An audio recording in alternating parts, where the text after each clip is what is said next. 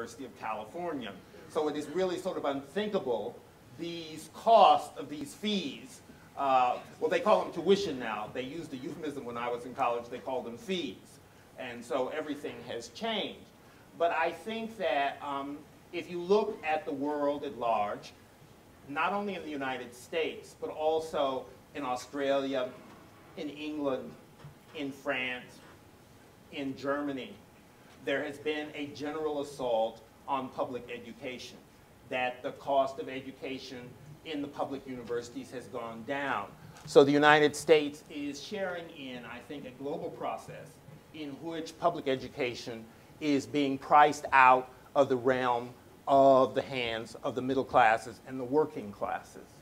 And in those countries, though, the working classes and the middle classes, unlike in this country, are very protective of their privileges, and they stand up to their governments. And I think that that is what has to be done here. I have been very heartened by the student protest, and I would disagree with my colleague, Professor Rauchway, by saying that it wasn't solely the fact that black people wore suits, that they had ties, that they sang, "We shall overcome," that they marched quietly. It was because the civil rights movement had a negative reference group called Black Power. Oh, right. And there needs to be a return now to a student movement of similar intent. Not that I'm going to suggest that you blow up buildings, that you kill yourself trying to make bombs, that you even set fire to buildings. I found that rather appalling.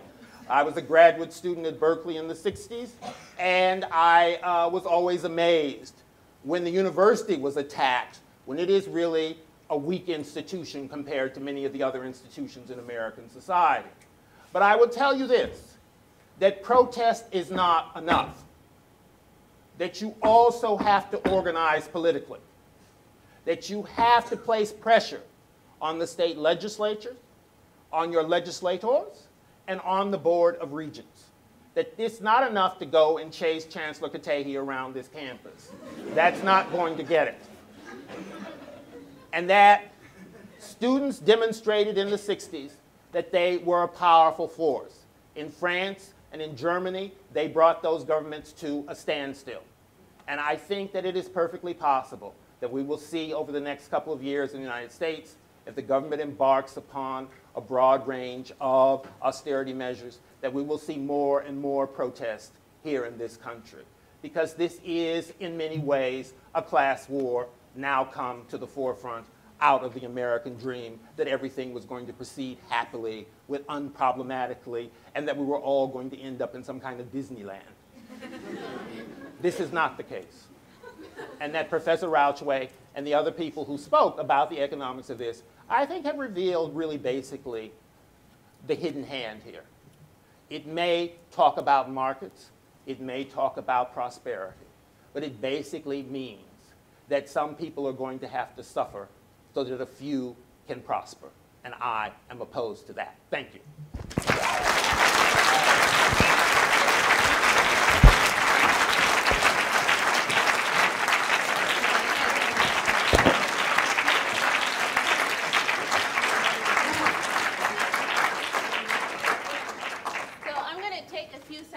To make an announcement. There is a group of lectures called the Dissent Lectures that are taking place on the quad throughout the week. So if any of you are interested in delving into some of the other instances of dissent in American history, Thursday, we're getting there. I know I'm speaking at 3. Here we go. So R.A. Kelman of American Studies. No, that's today. I'm sorry, Wednesday, sorry. Oh, Louis Warren at 10. It's really little. Bruce Haynes, Blacks in the American Tradition of Protest at 5, and John Hall from Sociology, Protest, the Anti-Vietnam War Movement at 8 p.m. On Thursday, Sasha Bramsky at 11 a.m. talking about radical writers. Noah Rodwin at 12, and I can't, oh, that's Tahrir Square, that's me there. Okay. Almerindo Ojeda, linguistics, about Guantanamo. Ooh, wow, at 2. Gary Goodman, University Writing Program, Feminism at 3. Inés Hernández Avila, Education for Critical Consciousness at 4. And it continues on Friday, and it's on the Occupy website, Occupy Today's website. So, okay. So I didn't get a chance to introduce this is Lorena Oropeza from History, even though she has nicer charts than I had.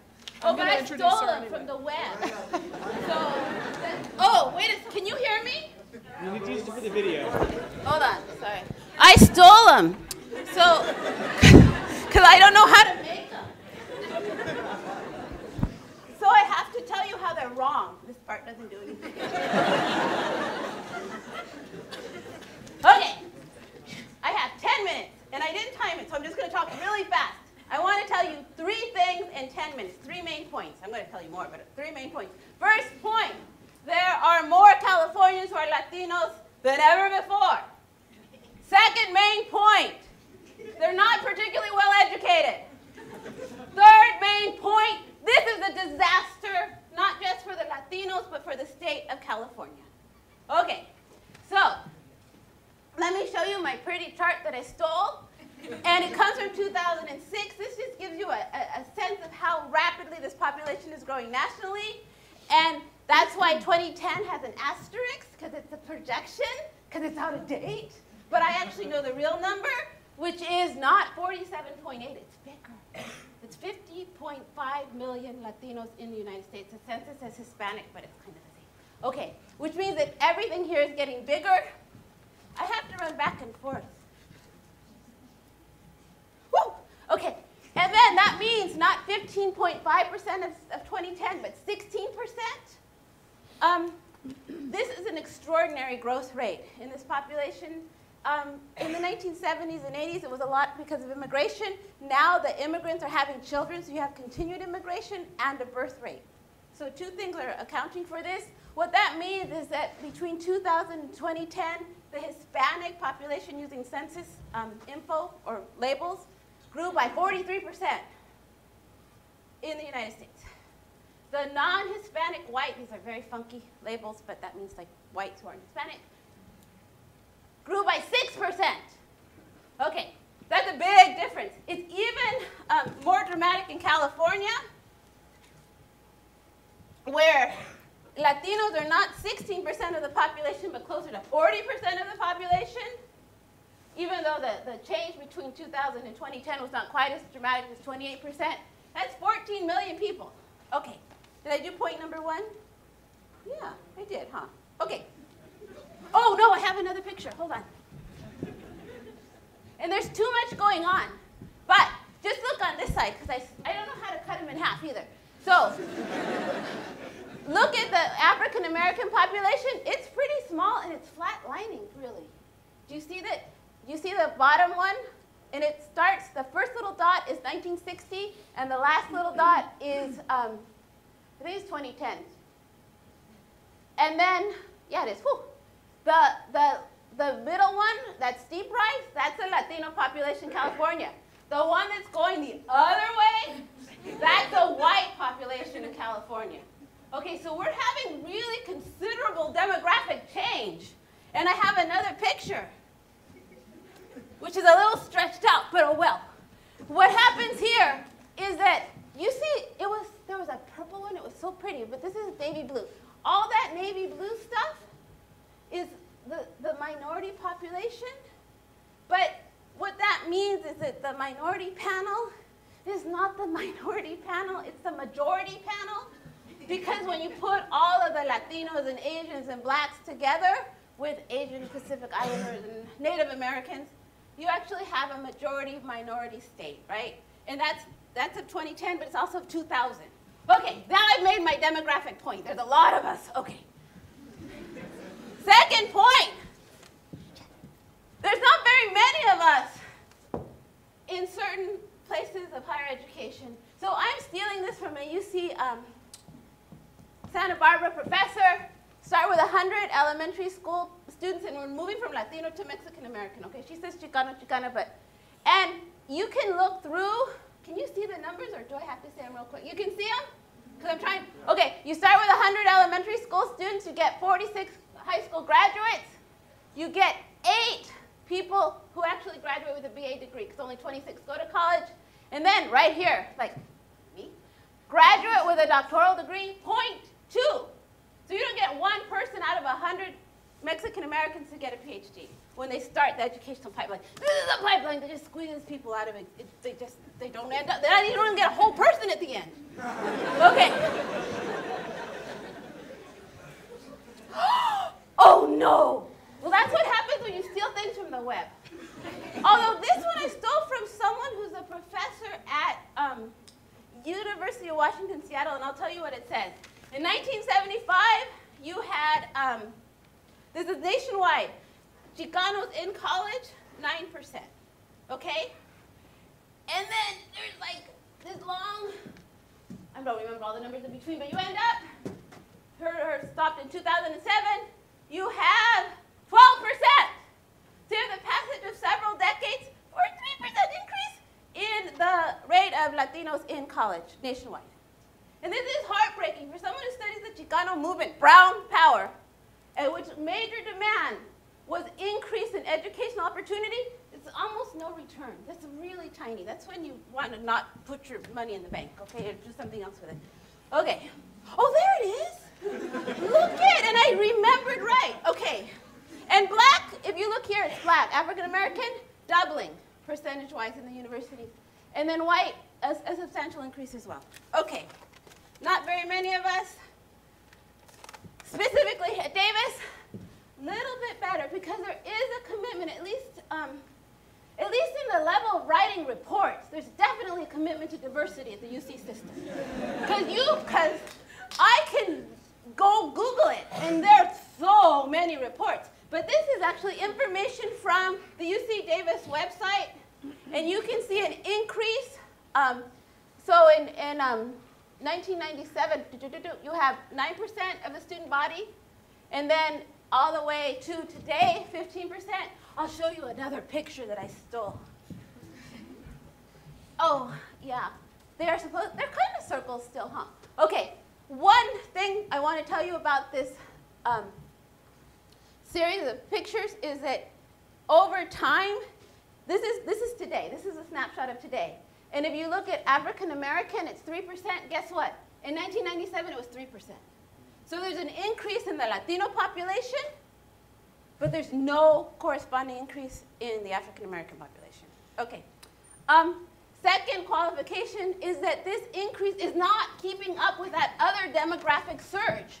So even though there's like people trying to like make a difference, the population changes are so dramatic that it's not quite enough. In fact, you can still get reports like this. So that the UC system, despite its efforts and despite its reports, is not keeping up with, I mean, something like Stanford, they can flash a lot of money, right? Okay. I also want to point out that Stanford is considered a really great school with all those minorities. And it's not keeping up, it's also not keeping up with other public institutions across the country. Okay. So, third point. Oh, I had to do this. Upshot is that UC system's doing an inadequate job of educating the Latino population. And there's several reasons for this. This is actually part of point 2, I'm sorry. There's several reasons. One is probably because of something called Proposition 209, bye-bye affirmative action. Another reason is that socioeconomic context that the other speakers spoke about, right? Another reason is California stopped paying for public education starting at the K through 12 level, so that the pipeline, it's like they're starting in kindergarten. Some people have less opportunity. And another reason is that even institutions with all the funding cuts that helped out the pipeline, I was a co-director of something called the Chicana Latino Research Center, where is it now? Gone. Just funding gone. So there's a lot of reasons why these numbers are really tough. Third point, why it matters. It matters because you can't have 40% of your population uneducated, ignorant, and not with a chance and expect to have a first-class state. society. So it's not just a matter of this is important for Latinos, or it's certainly not a matter of them versus us. This is important for all Californians. This is how we're all going to get ahead. We can't get ahead if half of us are being dragged back or not moving forward. So you have the, I don't have to read because I know you know how to read, right? But you can see some of the consequences. I also think there's, do you need a second to look at those consequences, or are you good? Tell me when you're good. Okay, lay. Read. Oh, this is such good timing. Okay.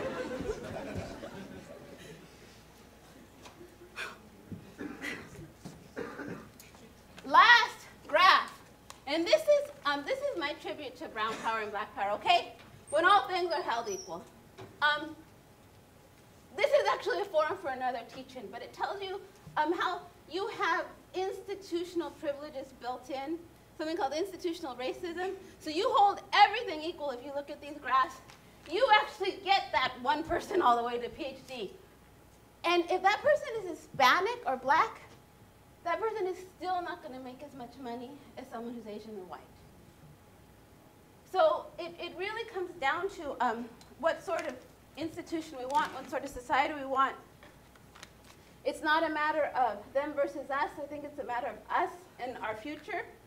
And the last thing I'll say is if we remember that socioeconomic context that other people did a much better job explaining, and we look at these figures and think about, I'm a historian, but we're going to think just a tiny bit about the future, and that 81% increase, it's really ugly.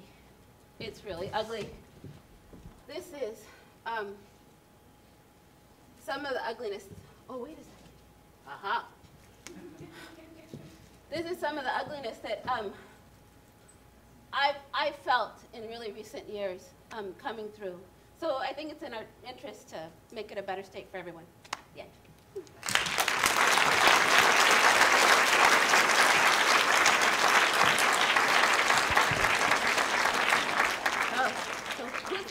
So a few questions for this panel.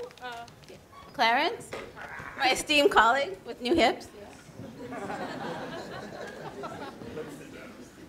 There's 2 chairs. Any questions, anyone? Or maybe no questions, because we can move on. Sure. You were talking about you need to do more than protest. Yeah. You need to talk to legislators and be more active politically. So what do you suggest?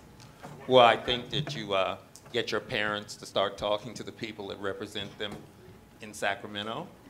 I think that the students need to get the Alumni Association of the university organized to protest the decline in the University of California's funding. And I think the students themselves need to be organized so that in elections they can vote for their own interest. There are things like that that you can do. But you need to establish this not as just an episodic, but as an ongoing, it seems to me, process. What do you think of the argument that the decline in support for UC or public services is because of the demographic transformation? I buy it. I buy it. I think the question is, what do you think of the decline? What caused the decline in the support of the university is the changing composition of the student body. And that has to do with the increase in the Spanish-speaking population in the state, the presence and the emergence of also a very competitive Asian population.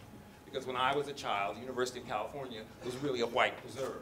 There were very few minorities, and if there were minority people, they were from foreign countries. But since the 60s, that has changed dramatically. And with the passage of Proposition 13, this has meant a withdrawal of substantial funds for the university. And so, yes, I agree with the argument that this has to do with the racialization of the California college population. Oh, right there, Fred. I just wanted to know with that chart with all the wages and everything, what are we going to be doing about the female aspect of that? Because if it looks like the highest wage that a female could make on that chart is pretty much the highest wage that Black and Hispanic men can make compared to, you know, white men way up there. The last chart with the. Yeah, the last chart. So, it's not just so race, where's it's gender. Yeah, so this needs to be more also a gender thing going on too. There's always gender.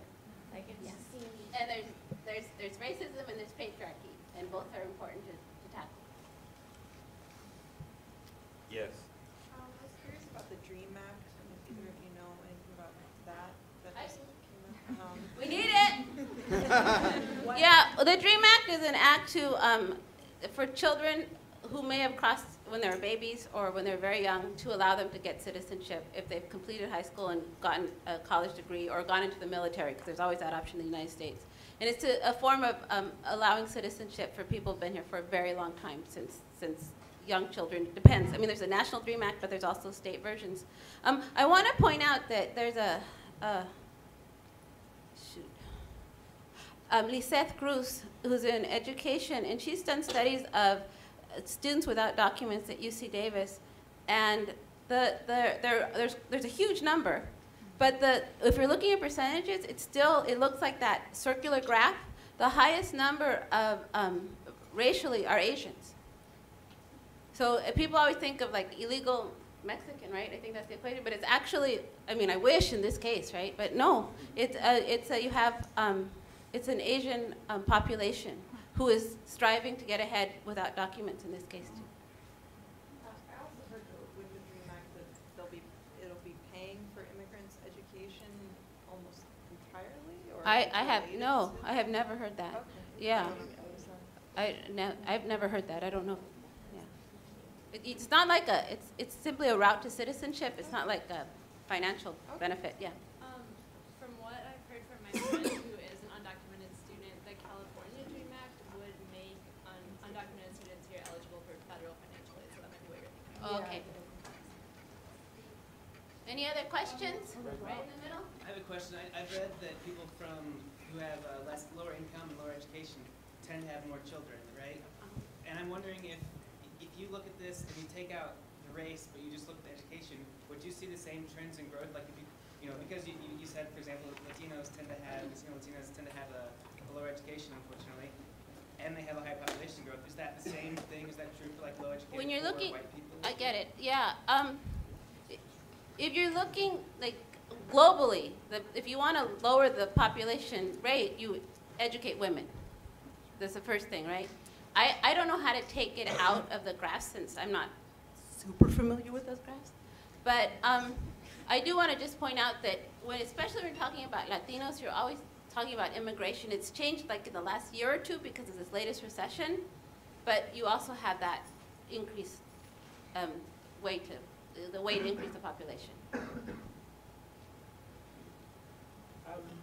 I'm wondering if you can, either of you or both of you can a little bit, this may be a little bit out of where you focus your research and so on, but to me, the more I've looked at this, in the political realm, in the electoral realm, there's a big picture in which it's very clear where these issues about, you could call it race, but I really think it's just a culture of inequality versus the part of the American culture that's a little more oriented towards equality.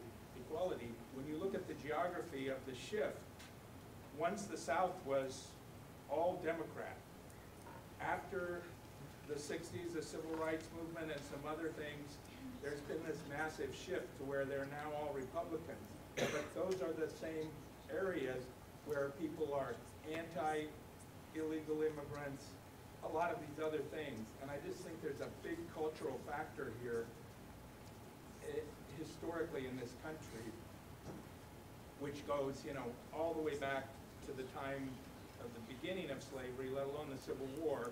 And so you have the Tea Party masquerading as, we just want lower taxes, but everything seems to be about taking the public institutions and squeezing the life out of them, because those are one of the areas where there has been some gain in distributing and allowing more rights and so on. So what is your question? Well, I just would like to comment if you have been historians and so on.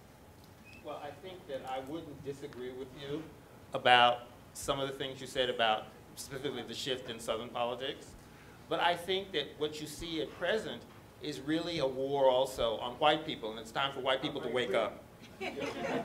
That this is not just solely a war on, and I don't like to use the phrase people of color because I don't think it says anything, because white people are colored too. And I think that it just nominates white as a racial category. It makes it something outside the realm of analysis.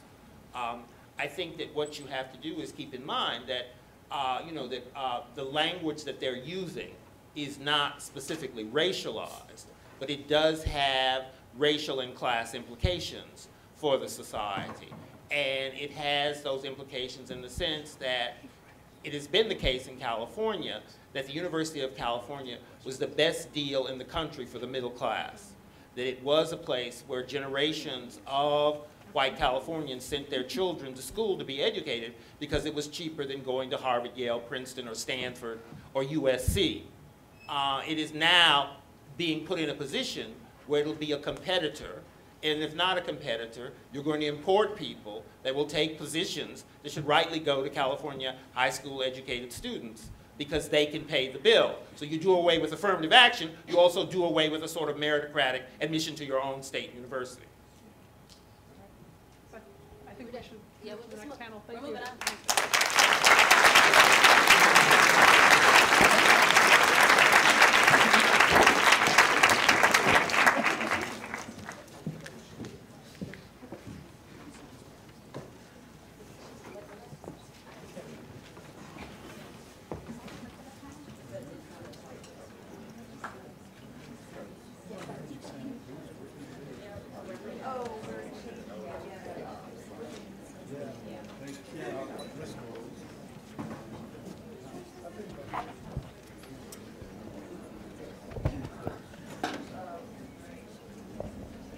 Okay, so we're changing the order a little bit from what you might have seen on your schedule, but this next panel, the theme that unites it and the title we've given it is Patterns of Protest.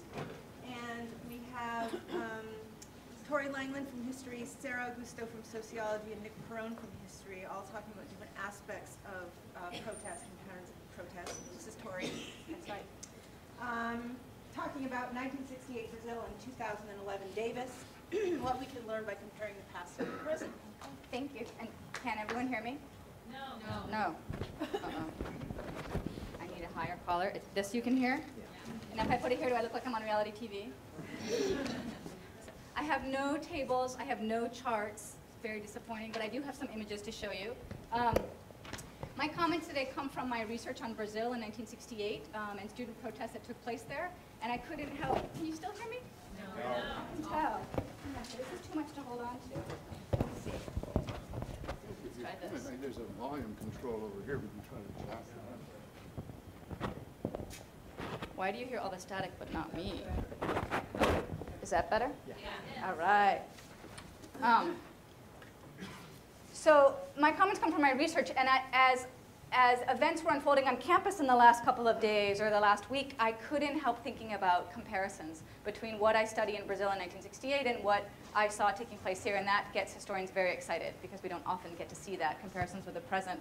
And in the 10 minutes that I'm allotted here, I can't possibly do justice to what I think is a really complicated and interesting story of student demonstrations in Brazil, where to add to what Clarence Walker said, not just in Europe but in Brazil, students also brought the government to a state of crisis, I would say.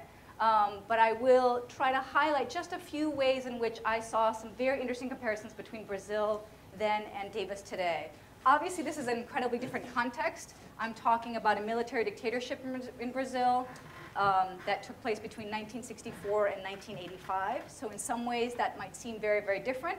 But in fact, there are a lot of similarities. And the first one is that in both places, there's a long history of student activism among a very certain committed core. In Brazil, we could date this certainly to 1964 with the military coup, but in fact, even well before that. But nonetheless, when a student is killed in March of 1968, it leads to this huge outpouring of protest, of solidarity demonstrations, of follow-up demonstrations, of students going on morning strike, of all kinds of demonstrations of support for what for what happens with students. And so part of the parallel here, obviously, is that violence can be quite transformative, right?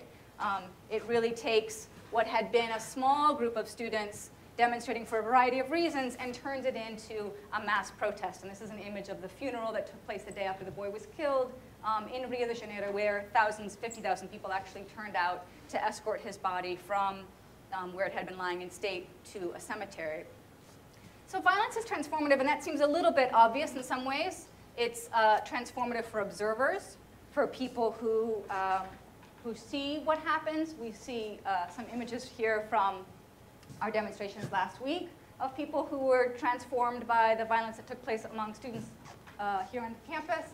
And here's from a protest in Brazil in June, where other members of society, in this case, Caetano Veloso, other well-known artists, Chico Buarque, members of the clergy, other people came out in solidarity with students. It's transformative, that's probably pretty obvious to you, but it's also transformative for participants themselves. And I saw lots of evidence of that as people were talking about what the pepper spray incident meant for them and how that kind of woke them up, shook them up, made them feel that they were a part of something important and that they needed to respond, that in fact violence in some ways can kind of demand a response from people. And this is just a quote from the Aggie about someone who mentions this moment of solidarity in which you see violence about to happen and how that transforms participants in that moment. But most interesting for me, I think, is that in both cases, the fact that violence was directed against students was an important part of that outrage. And here, just to show you an image, lots of the placards at the rally last week were about the fact that this violence took place against students. This is a very strange video, if anybody saw it, of the pepper spraying of a sort of Gandhi-like, I guess, student occupier. And I have a cartoon here just giving you a sense of the idea that violence against students. Here's Bebeto's mom's calling him in to say, come in and study. It's revealed that he's a student, and the police come and attack him. Why is that, right? In Brazil in 1968, students were clearly a very privileged group. They were a very, very small percentage of the population. Access to higher education was incredibly restricted, so that those who entered into university were part of a small elite. This is a group that isn't normally subjected to this kind of treatment. I would say that Davis students, although the comparison is maybe not as direct, Davis students are still quite privileged compared to society. We see violence against other sectors of society quite often, and it doesn't lead to that kind of an outrage. That's part of it.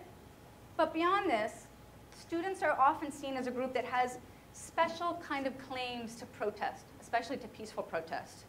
There's lots of presumptions about you that you're, youthfully innocent, open-minded, you're not kind of saddled with careers that sway your thinking, that you don't have young families necessarily to raise. Not that these are true necessarily, but these are kind of presumptions about students as a group that can have distance on issues, that have open minds, lots of ideas about students as a very privileged sector.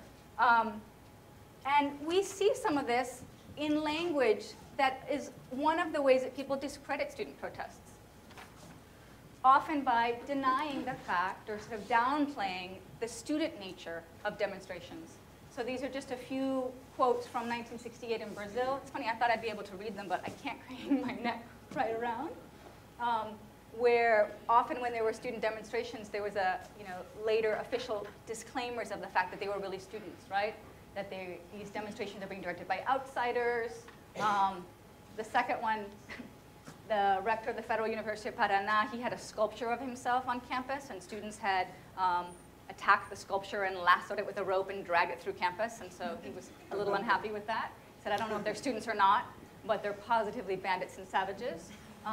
And even internal security reports that weren't for propaganda purposes, but were internal discussions about where these student protests were coming from, often sort of placed the blame on outsiders. And I found the parallels between this and Chancellor Katehi's original response to the pepper spraying incident. That, remember when she sent those 2 letters?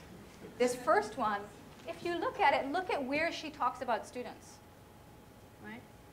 In the beginning, she says she talks about events that occurred on Friday relating to a group of protesters, kind of an open term, who chose to set up an encampment on the quad. The group did not respond to requests. The group was informed in writing that they needed to. The group was further informed that they had to take down these tents. Several of the group chose to dismantle their tents. However, a number of protesters refused our warning. 10 protesters were arrested, and pepper spray was used. I like the passive voice very much there. Avoid the passive voice. And you know what?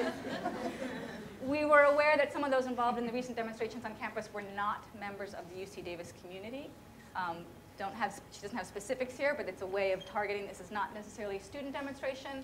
But then the one moment in this whole letter that the word students is used is to say, we appreciate the substantive dialogue that students have begun here on campus as part of this week's activities. So the one place where students are acknowledged as students are these, kind of a vague allusions to other events that were about dialogue.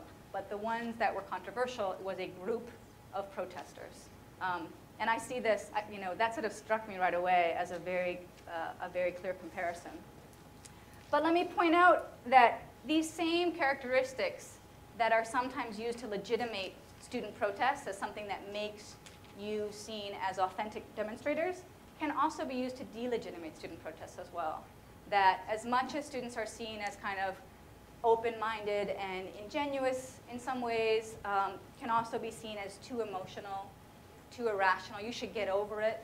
This event happened. It's over. It's time to move on. As much as you're open-minded and curious about the world, you're sometimes seen as too influenced by others. I know that in Brazil in 1968, students are constantly being asked by reporters and others if they're taking inspiration from France, from the United States, from Germany. Like, what's really behind it? What are you really doing? Who are you copying? Who are you piggybacking on? And I don't know the extent to which those might be some of the questions that you're confronted with as well. But we see that kind of stuff all the time in Brazil. And then 2 final points I want to make is that if violence against a usually protected group can be a catalyst, as it was in Brazil in 1968, and as it has become here as well, movements that connect this grievance to some kind of broader political goal are the ones that have the most traction and can make the most impact. This doesn't always translate into unity. When you connect these questions to broader political and social questions about what you're doing here as students, what kind of community you want to build, what kind of a country you want to build, doesn't mean that everyone agrees, and that certainly is not the case in Brazil. But that's not necessarily a bad thing, and it opens up that space for discussion in the beginning. But I will say that in Brazil in the 60s, one of the major foci of discussion was about the role of violence and the extent to which students should participate in some of the violence that they were meeting in the streets and street protests. And that when a group of them decided to respond with violence, they lost a lot of their support. And you can see a real trajectory in the Brazilian demonstrations of 1968 to this moment when they respond to violence in kind. And so it did, in some ways, impact that. It's different. I end that with to say that that's a different context. I don't know what that would mean for students in the United States at this moment, but that was definitely the response of the choice to use violence for students in Brazil. So, thank you.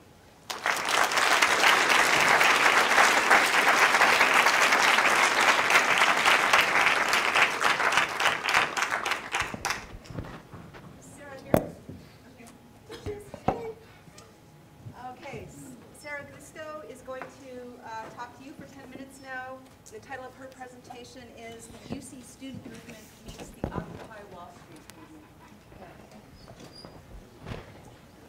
Can everyone hear me okay? Yeah. I have a strong aversion to microphones, but I guess this is better than the people's mic.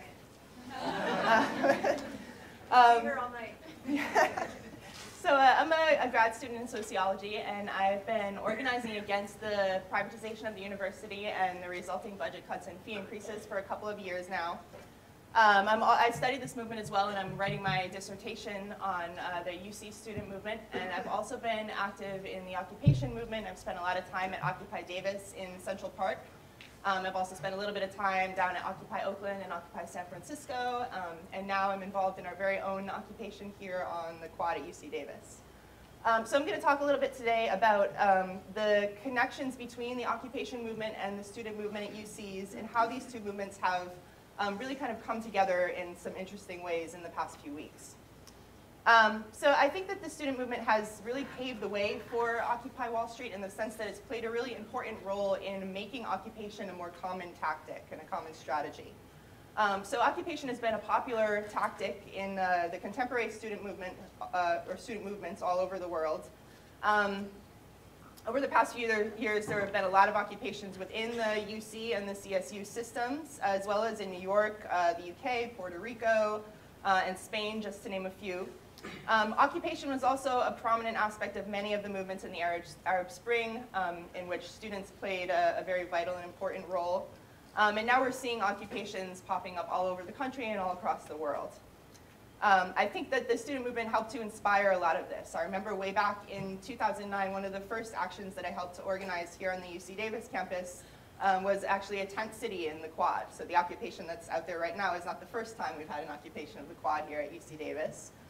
But during that tent city back in 2009, one evening we Skyped in with students who were occupying at the University of Puerto Rico. They were about 2 weeks into an occupation where they had effectively barricaded themselves in buildings and away from the police. And this was something that was really inspiring to a lot of us at UC Davis, and our tent city on the quad was in part inspired by the actions of these students in Puerto Rico. And I think a lot of us were really surprised to learn when we Skyped in with them that night that they had in turn also been inspired by occupations on UC campuses. And they talked about occupations at Berkeley and about UC Santa Cruz, and even our own occupation in Murac Hall where 52 students were arrested. So there's really kind of this mutual influence happening between student occupations happening in other parts of the world and here at UCs. And over the past couple of years, myself and many of the people that I organized with have been really inspired by the actions taken by protesters in Puerto Rico, as well as in Greece, in Spain, in the UK, in Egypt, and many other places around the world. And I think that this kind of mutually reinforcing influence has really come full circle now as students at Berkeley and UC Davis, and now also at UCLA and Santa Cruz are establishing occupations on their own campuses in solidarity with the Occupy Wall Street movement. So there are also some important connections between the UC student movement and Occupy Wall Street in terms of grievances and in terms of opposition. I think that the issues that we're protesting on campus are really very directly related to the issues taken up by Occupy Wall Street. At the most broad level, I think this is all really a reaction against the failure of the capitalist system and the resulting global austerity and privatization of public goods and services, and that the systematic defunding of public education in California and really across the United States is very much a direct result, in part, of the financial crisis caused by Wall Street, big banks, and corporations. And also by the neoliberalist ideology that these groups espouse. So as funding for public ed declines and our tuition is going up, of course more and more students are starting to take out loans. Oftentimes these loans are not just federal loans, they're private student loans as well, which often have really very high interest rates. So when you kind of connect all of these dots, we see that the same banks that have caused this financial crisis and have caused or helped to cause the defunding of public education in California are now profiting off of the very student loan debt that they have helped to create. Additionally, the regents are consistently making decisions that benefit their own financial interests over the quality of the UC system and the well-being of the students and workers within that system. And I think this is very similar to the way that big banks and corporations seek to increase their already very grossly exaggerated wealth at the expense of the 99%. So there are some really very real and tangible connections between the grievances and the targets of the student movement and the Occupy movement. I also think that much of the language and the ideology that's emerged from the occupation movement has been useful for the student movement. So For example, the rhetoric of the 1% and the 99% that Occupy Wall Street has helped to popularize has been useful for creating kind of a shorthand means of expressing the connections between regents and big banks and corporations. So Occupy Wall Street has helped to make this articulation easier and more effective because the regents are, of course, part of the 1%. And when we invoke this rhetoric, it's generally kind of easy to understand, and it helps people to see those connections between the regents and between big banks and corporations, and between the larger structure in which the decisions that the regents are making are embedded. However, I think that there are also some problems associated with this language and imagery. The 99% are, of course, not a monolithic group. There is inequality and domination within the 99%, just as there is inequality and domination within the student body at UCs. So I think that we need to be very careful when we invoke this kind of rhetoric because of the implied unity behind this catchphrase, "we are the 99%, that can obscure a lot of the diversity and inequality that happens within that group.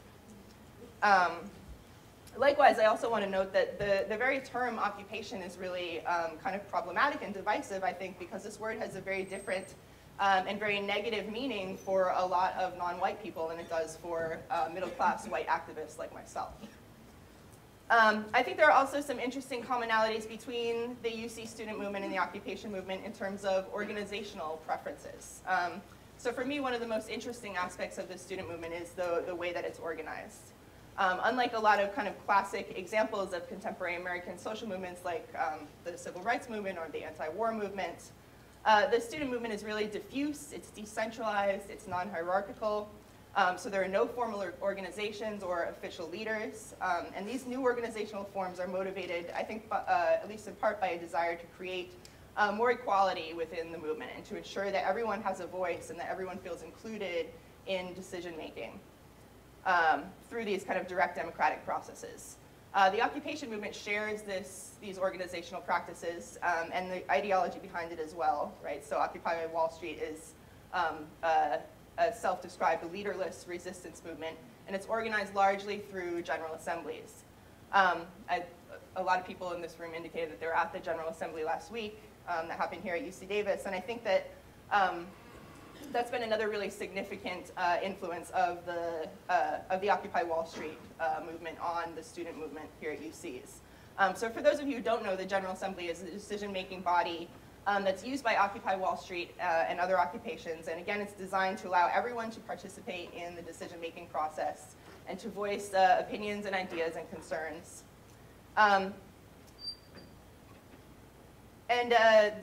The General Assemblies were used by the student movement at UCs long before this structure was adopted by the Occupy Wall Street movement earlier this fall. However, I think that the role and the effectiveness of General Assemblies at UCs, and particularly here at UC Davis, has until very recently been kind of steadily declining. As fewer and fewer people started coming to meetings last year, and there's kind of a decline in an interest in organizing, the General Assembly became less relevant and less productive. And I think that by about the middle of last year, the GA had pretty much been abandoned as a form of organizing, and a lot of this was stemming from complaints that this had become basically a space where we just have meetings to plan more meetings. And this was a very kind of common terminology that was coming up, and I think it was very true to a certain extent. That this space had become kind of a place to plan more meetings as opposed to being a space where we can actually kind of get together and productively organize and initiate active protest strategies. Over the past few weeks, however, the interest and participation in the student movement has really skyrocketed here at UCs and certainly at UC Davis. I think that this is in part due to the influence of the Occupy Wall Street movement, and of course it's due in large part to the now infamous pepper spraying incident that happened on our campus. But what this has really done is it's kind of revived the GA at UCs and at UC Davis. So last week on November 21st, we had the largest General Assembly that has ever happened on the UC Davis campus, where nearly 2,000 people voted with a 99.5% consensus for yesterday's general strike. I wish more of those people had come out for the general strike yesterday, but we're doing what we can. And so now with an active occupation on the UC Davis campus, the General Assembly has again become a really indispensable tool for organizing and for making decisions in this really kind of fast-moving and growing, ongoing action that's happening on our campus. I think that perhaps the most significant effect that the Occupy Wall Street movement has had on the student movement is that it's really provided us with a much-needed dose of energy and enthusiasm. Until very recently, the student movement at UCs has been experiencing what I would call a significant demobilization, particularly since the glory days of 2009, where we had 52 students arrested at the occupation of Marac Hall, and of course the very exciting radicalism of March 4th in 2009. At the beginning of this school year, the 2011 school year, I was feeling really kind of depressed and concerned about the state of the student movement at UCs and at UC Davis. And I know that a number of my comrades share these concerns, and a bunch of them are here today snapping their fingers at me. Yeah, basically I was really concerned about the state of the student movement. Things had seemed very kind of stagnated for a while. Last year we had a lot of very under-attended meetings and rallies and things of that sort. But I think that this has really started to change this fall, particularly with the beginning of the Occupy Wall Street movement. I think that this movement has really significantly changed the focus of the American public, and people are now really thinking and talking about politics and social movements and inequality in a way that I have never seen in my lifetime. How many people have overheard conversations about these topics just kind of walking around on the street? Like nearly everyone here, right? I mean, I hear it everywhere I go. I hear it in bars. I hear it, walking around campus or just walking down the street. So this has really brought these issues to kind of the forefront of people's minds, I think. And I think that we can't really overlook the significance that Occupy Wall Street has played in making these issues a part of our kind of daily experience and our daily conversation. The last thing I want to say is that I think that while there's been a significant overlap and kind of merging between the student movement and the Occupy movement in terms of rhetoric and ideology and tactics, there's still a kind of a fundamental disconnect between these two movements. So here in Davis, the campus occupation has in some ways diverted much needed resources and participants from the encampment in Central Park. How many people even knew that there was an encampment in Central Park? What was the question? A fair amount. How many people knew that there was an occupation in Central Park as well as the occupation on the Quad? This occupation had been established, I think, about a month or more before the UC Davis occupation was started. And I've spoke with a lot of people who are kind of frustrated with the fact that there hasn't been more student participation over at Occupy Davis in the park, and who have been kind of upset that there's been a new camp established less than a mile away from the site in Central Park. And I do support the decision to occupy the Quad. I think that the high visibility of this space is really important in terms of attracting attention and support. And I think that reclaiming of campus space is also very important symbolically and tactically. But I do think that there could be better lines of communication and more support between UCD and the Central Park encampments. And I think that in many ways, kind of rhetorical solidarity has replaced real meaningful solidarity between these two groups. And I think that we can do better than that, and that we should do better than that. So I hope that a lot of the people who have been occupying the Quad will go spend some time at Occupy Davis as well.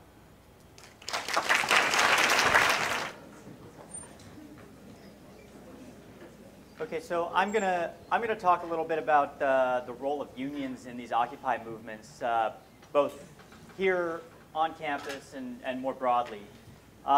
Just a little disclosure. I'm a union representative for the UAW 2865, which is the local here that represents graduate student, academic student employees across the UC campuses. So, and I've also been involved in some of the other protests aside from the union, outside of my role as a union rep. And so just a little disclosure before I say some words about union activity. So the common chant that we've seen, during these protests is, whose university? our university. This is by the students, right? But that can easily be said by faculty, staff, clerical workers, many other workers, and including people of the state who are beneficiaries of public education. So, so where do organized unions fit into all this? Because they seem to play a sort of awkward role, being deeply tied to political institutions, but at the same time having very similar goals to some of these occupations and Occupy movements. Hopefully this talk can elucidate some of these issues and at least make us think a little bit differently about how these things interact. So I want to put this in a little bit of perspective. We're at the UC, so I'll talk a little bit about the UC system and the various collective bargaining units here just very quickly. We have a lot of different collective bargaining units that are recognized by the UC. We have postdoctoral scholars and nurses and police officers and librarians, et cetera. And a lot of these different groups are organized, and they're organized under larger international bodies, you know, United Auto Workers or UPTE or AFSCME or whatever different internationals representing them. They represent about 80,000 workers on UC campuses. So there are a lot of workers who work under union contracts. And if they're mobilized, they can present a pretty powerful contingent of protesters. So these unions can and have worked together in the past, and there are currently projects underway that involve cooperation between the different unions. Again, where do they fit in with the Occupy movements? And I think there are really two elements to this question. First of all, what can unions bring to the table for a movement like this? I think that unions can offer some logistical, material, and personnel support that's invaluable to a movement that's essentially leaderless, right? So providing resources for phone banking, posters, flyers, meeting spaces, websites, money. These things are very, very important to help publicize and sustain a nascent movement until it starts getting organized itself through general assemblies and things that Sarah has been describing. So at least in the initial stages, these movements can benefit from a union structure. And also as an example, some of the early large protests on Occupy Wall Street, unions provided stage and sound equipment and a lot of warm bodies on the ground, which can create the visuals that these protests often need. So when they mobilize correctly, they can bring a lot of people out and argue for a common cause. Let's see. Unions also bring the experience of organizing, where a lot of the people involved in these movements don't have experience organizing or haven't done organizing in the past, which I think is one of the most important elements of a lot of the Occupy movements, is they're operating outside of the traditional organizing structure, right? That is to say, they don't represent a particular constituency or a particular political party or a special interest group. So an organizing structure is particularly beneficial if something's sort of that they can piggyback off of is really useful. And unions bring, also these common causes, like I said before. Unions by definition stand for the rights of working people and protecting them against the abuses of management. So there are a lot of common areas of interest between these two groups. Unions also have used similar tactics to that of the current Occupy movement, and they've used similar tactics very successfully. Unions and their members have occupied workspaces, factories, ports, etc., from their inceptions to bring attention to injustices at the workplace. So just a brief example, in December of 1936, a group of auto workers occupied a General Motors plant in Flint, Michigan. And they were called sit-downers at the time, but these sit-downers brought attention to the cause of workers, and they eventually won most of their demands that they had with General Motors. After a month or so of sitting in winter in Flint without heat and having loved ones throw paint cans full of food through the windows, things like that. And they also brought a fledgling union support and publicity that they needed. That was the United Auto Workers, which was sort of on the brink of collapse at the time. So this occupation really did energize workers in auto workers especially throughout the country. So, you know, they can, through these occupations, they become important power brokers in labor movements. So unions bring this successful legacy of occupation to the table, which I think is really important because it shows that there are some battles that can be won and that have been won in the past. So the second part is what are some of the drawbacks and the issues of unions becoming involved? I mean, the first and most obvious issue is that unions are highly bureaucratized and hierarchical. And this is very problematic for a movement like Occupy movements on campus, Wall Street, wherever. Especially the fact that these movements are leaderless and they intend to remain leaderless for the foreseeable future. And you know, they're highly critical of traditional power structures, which unions are very traditional power structures. So there's an obvious tension between these two entities where the occupiers are concerned about the intent of unions and their desire to co-opt sort of the movement. And the unions are suspicious of the movement that might leave them out in the cold holding the bag at the end of the day. So there's a tension there, but I think there's some reconciliation, as I'll point out. The other issue that concerns occupiers is the deep connection that unions have to the current political structure. Unions have a deep connection mostly with the Democratic Party, and this poses some serious obstacles to a movement that's attempting to operate outside of a political system that they believe is completely broken. Unions are embedded in the current structure both politically and mentally, so it's really hard to bridge that gap and sort of you know, decouple the unions from their political structures that they operate within. So just the current popular narrative of unions is obviously one of declension, right? We've seen union membership drop dramatically over the last 30 years. The decrease in union membership is indisputable, but I want to just pose some sort of hopeful, maybe a little anecdotal, but some hopeful points here as well. I think unions are undergoing a period of reform largely right now.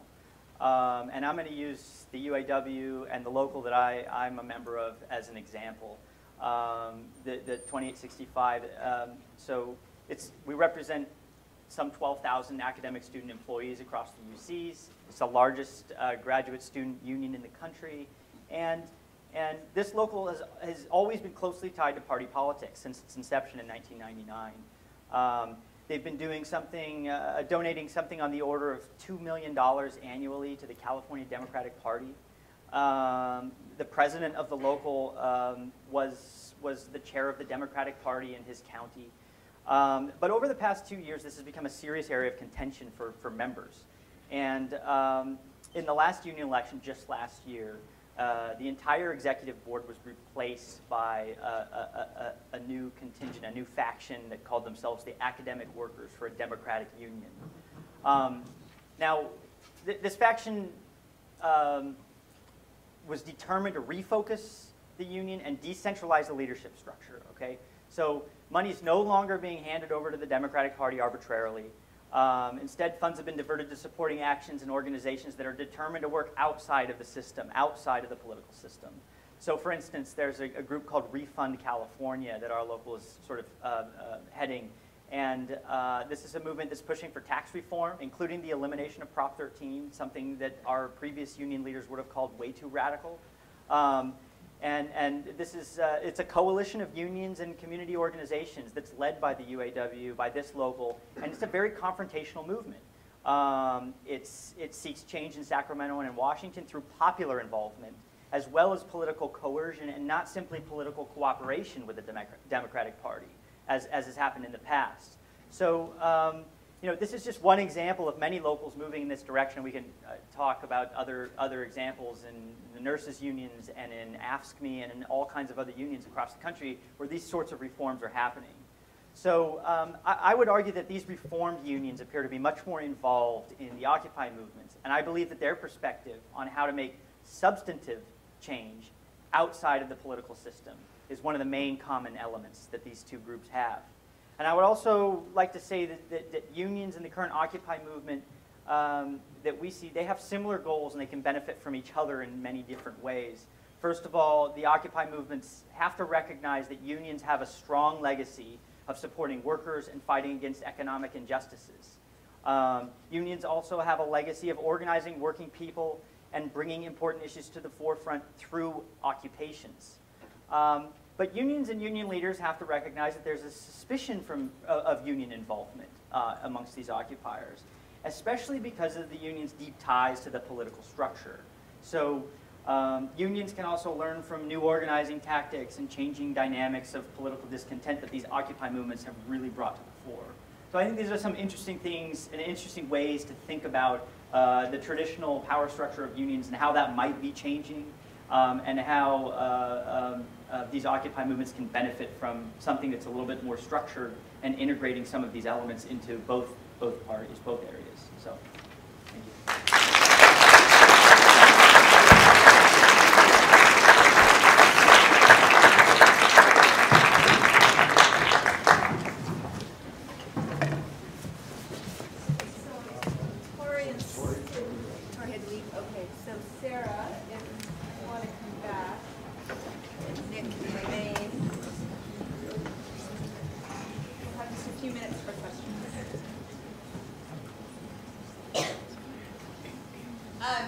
Question for you, Nick. Several times today, throughout the week, since probably the beginning of this quarter, people have started to, I've noticed people talking about lobbying as maybe an unexploited avenue of people who are looking for change in the UC system. And you just talked about how the union is working with groups that are like-minded, though it doesn't sound like this group particularly lobbies on behalf of higher education. Refund California. Well, I think, I mean, they certainly work with politicians, but at the same time, their goal is to achieve sort of popular consensus, because it doesn't seem like politicians are ready to make that jump. And I think that the way, at least some unions have approached this, is that whether or not the politicians are ready to make the jump, that we think that the people are, as far as changing the tax structure and bringing some economic justice to the tax system in the state, as far as education is concerned as well. So I think that working within the system has not been fruitful up to this point. So I think that unions are looking for different ways, at least these reformist sort of elements of unions are looking for different ways to do that. This is for Sarah. You mentioned how the whole meetings about meetings thing kind of led to the demise, but like the kind of period of when there wasn't much action in general assemblies. What do you think the effect of like not having specific demands for the Occupy movement is going to have on it? I think that, well, I think kind of within the larger Occupy movement, there has been a reluctance to make demands. I've been seeing more of a move towards demands on this campus, at least. For most of last year, I feel like it was just always no demands. We can't have any demands. And I think the logic behind that was, in part, that once you start to kind of set demands and set kind of clear boundaries about what your goals are and who's involved with those goals, that you inevitably start to kind of leave people out. And so in wanting to keep the movement kind of as broad as possible and as inclusive as possible, there was a desire to not have demands.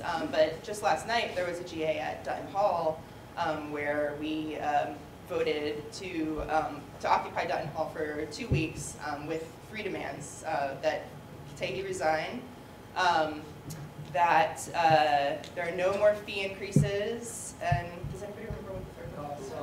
Oh, right, yes, the most important, cops off campus. So I think there has been kind of in addition to sort of revival of the General Assembly, there's been a revival of the strategy of demands, and I think it's still, people are very careful to make them really broad and general demands and not get too kind of nitpicky and specific, but I think that people are coming around to the strategy of demands as well. I have a question for you, Sarah. I wanted to know if you could talk about active supporters and passive supporters. For instance, we got active supporters who are always present at the events, but we got passive people who were participating in like the rally last week, which was really successful, but because of what happened that Friday when people were pepper sprayed. So a lot of sympathies are there when something big is happening, people come and rally. But my disappointment yesterday was that we could have had a rally and mobilized the passive supporters, then maybe divert them to an occupation of Dunton Hall or another activity, and I didn't see that happen yesterday. Yeah, I agree that yesterday was pretty disappointing. And I think maybe part of the problem with yesterday was that there was so much going on all over campus. So there was like a protest outside the ARC, and then there's stuff happening on the quad all day. There were teach-ins at various locations. So maybe if we had just tried to go for one big event, it would have been bigger. I don't know. But I think that the kind of passive constituency that you mentioned is another problem. And I would like to think that with more things happening, those people will start to get more involved and start coming out more, and will build more of a constituency within the movement that is active as opposed to passive. But I don't know if I have any bright ideas about how to do that. I've been trying to do it for a few years now. So. Okay, we have time for one more question. I think that's that. I kind of twofold question. One is for you, Sarah. What was the tactical reasoning behind occupying Dutton? And then for you, I work as a tutor on campus in Dutton Hall. What should I be doing? Should we be striking? How should we be negotiating? Yeah, there was a lot of discussion last night too about how to create this blockade in a way that's effective, but that doesn't prevent students who need to get in there and utilize services from doing so. So I think that you should feel totally free to go in and do what you have to do in that building. And if I've also heard a lot of people saying, like, if there are issues that are coming up with people who need to access stuff inside the building, like, go down there and talk to the occupiers. Like, they're nice, friendly people. They're not going to be mean to you or anyone else. And I think that they will be genuinely responsive, especially to students who have kind of problems and issues with what's going on there. In terms of like why did people decide on Dutton? Marac Hall has been a popular target for a few years now, and after we had a sit-in there a few weeks back, they've actually been on lockdown. So the building is completely locked and no one can go in there now, which is obviously to prevent another occupation. And so a lot of the things that people go to Marac for have now been diverted to Dutton, which is kind of the last remaining open administrative building on campus. So I think that was kind of the reasoning for choosing that space. Thank you.